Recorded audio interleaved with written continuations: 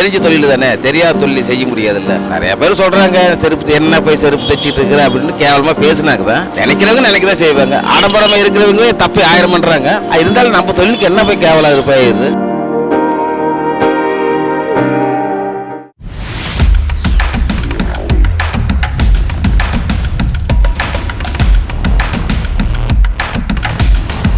வணக்கம் நண்பர்களே, நான் உங்கள் பூபாலன். இன்னைக்கு நம்ம என்ன பார்க்க போறோம்னா, நாமக்கல் பழைய பேருந்து நிலையத்துக்கு வந்திருக்கோம். அதுக்கு முன்னாடி ஒரு விஷயம் கூட சொல்ல விரும்புகிறேன். இந்த காலகட்டத்தில் மனிதர்கள் ரொம்ப பிடிக்காத வேலைக்கு போயிட்டு அவங்க ரொம்ப டிப்ரெஷன் ஆகி கஷ்டப்பட்டு அவங்க வேற வேலைக்கு போறாங்க. ஆனால் அவ்வளோ மனிதர்கள் மத்தியில் அண்ணன் நாங்கள் எவ்வளோதான் கஷ்டப்பட்டாலுமே என்னோட சொந்த உழைப்பில் நான் முன்னேறுன்னு சொல்லிட்டு யார் என்ன சொன்னாலும் பரவாயில்ல, நான் இந்த வேலையை செய்வேன், எனக்கு பிடிச்ச வேலையை செய்வேன், நான் இந்த குடும்பத்துக்காக நான் செய்யறேன்னு சொல்லிட்டு செஞ்சுட்டு இருக்காரு. இன்னைக்கு நம்ம அவரை தான் நம்ம பார்க்க போறோம். வாங்க அவர்கிட்ட போகலாம். ஆனால் வணக்கம், அவங்க பேர் சொல்லுங்கண்ணா. என் பேர் ஈஸ்வரன்.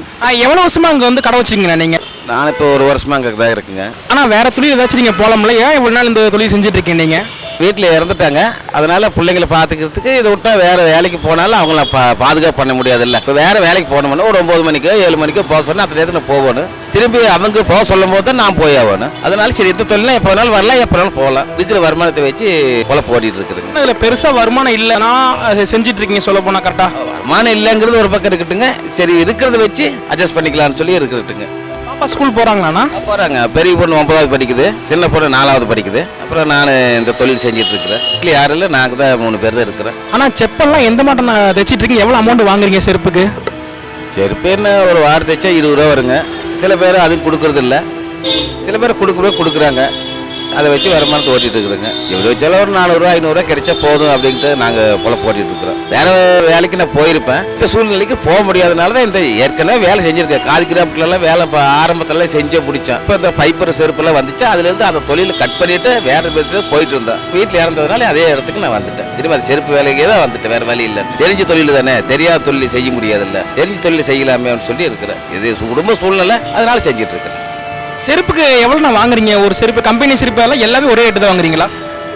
இல்லை, எந்த செருப்பாக இருந்தாலும் நாங்கள் தைக்கிறது தானே தைக்கிறோம். புதுசாக நாங்கள் உருவாக்குறது இல்லையில்ல. அப்போல்லாம் ஒரு காலம் இருந்துச்சு. தோல் செருப்பெல்லாம் போட்டால் கால் வெடிப்பே வராது தான். டாக்டருக்கு தெரியும், எல்லாத்துக்கும் தெரியும். தோல் செருப்பு கிடையாது. இப்போ பைப்பர் போட்டது காலில் வெடிப்பெல்லாம் வருது. அப்படி இருந்து அதுதானே போயிட்டு இருக்குது. அதில் கெமிக்கல் எல்லாத்துக்கும் தெரிஞ்சிருந்து அது போடுறாங்கன்னா அதை நாகரிகம் அப்படின்னு போயிட்டு இருக்கிறாங்க. தோல் செருப்புக்கு உண்டான மதிப்பு இருக்குது, ஆனால் யாரும் விரும்புறது இல்லை. பழசை யாரும் விரும்புறது போகிறது கிடையாது. இப்போ எதோ ஆடம்பரமாக அதுதானே விரும்புகிறாங்க. 3 மாதம் செருப்பு வருதுன்னா பிஞ்சு போதா தைக்கிறவங்க தைக்கிறாங்க, தூக்கி வச்சுட்டு போகிறவங்க போகிறாங்க. வர வருமானம் இப்படி தான் பொழப்பு போயிட்டு இருக்குது. சில போய் பெருசாக நாங்கள் ஒன்றும் பண்ண போகிறது இல்லை. எங்கே இருந்தா வரீங்க? காலையில் எத்தனை மணிக்கு வரீங்க? இங்கே சொந்த ஊர் இங்கே தாங்க, போதிப்பட்டு ரக்கம்பாளையம் தான் இருந்தேன். இப்போ கல்யாணமானது 2010 கல்யாணம் பண்ணேன். லேட்டாக தான் பண்ணேன். ஈரோடில் சம்சாரம், பேர் கௌரி.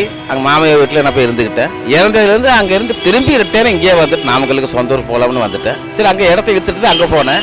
இப்போ இடம் இல்லை, திரும்பி வாடகை வீட்டில் மணினூர் கந்தமலையிலும் ஒரு ஊர் இருக்குது. அங்கே பிள்ளைங்கள் நான் ஃபுல்லாக ஹைஸ்கூலில் படிச்சுட்டு இருக்குது, ஒரு பிள்ளை மேல்நிலை பள்ளியில் படிச்சுட்டு இருக்குது. அப்புறம் அங்கேருந்து நான் 2 பஸ் ஏறி தான் மாறி வரணும். இங்கேருந்து பரமத்தில் மாற்றி இங்கே வந்துக்கிட்டே இருக்கிறேன். அங்கேயே வச்சிருக்கலாம், எங்கேயாவது இருக்கலான்னு பார்த்தா அந்த செட் ஆகல. சரி, நம்ம இறந்து இங்கேயே போட்டுக்கலான்ட்டு இங்கேயே போட்டு உட்காந்துருக்குறேங்க. இதாக எங்கள் சுச்சுவேஷன் இப்படி நடக்குது. வாரத்தில் 7 நாளுமே டெய்லி வந்துடுறீங்க டியூட்டிக்கு? ஞாயிற்றுக்கிழமை கூட வந்துடுவோங்க.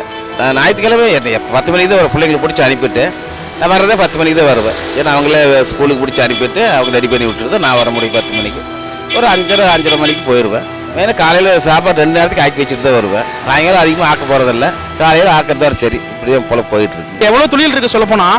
ஆனால் அவங்க மக்கள் என்ன சொல்லுவாங்க, அடுத்தவங்க என்ன சொல்ல போகிறாங்கன்னு சொல்லிட்டு அதை நினச்சி இல்லாமல் உங்கள் குடும்பத்துக்காக நீங்கள் உழைச்சி கொடுக்குறீங்களே, அதே ரொம்ப பெரிய விஷயம் தானே. அதை பற்றி உங்களுக்கு ஒரு வருத்தம் இல்லை? யார் நிறைய பேர் சொல்லியிருக்காங்களா இது ரொம்ப தொழில் அப்படின்னு?